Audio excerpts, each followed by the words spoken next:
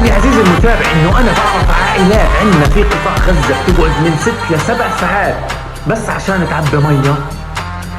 احنا بنيجي على التيك توك وعلى السوشيال ميديا وكركم ومش عارف ايش والترندات بس عشان نجيب مشاهدات. انت بتعرف انه هذه المية في كتير ناس محرومة منها ومش عارفة تجيبها ومش لاقياها اصلا. خلوش الترندات يا جماعة تاخد عقولكم.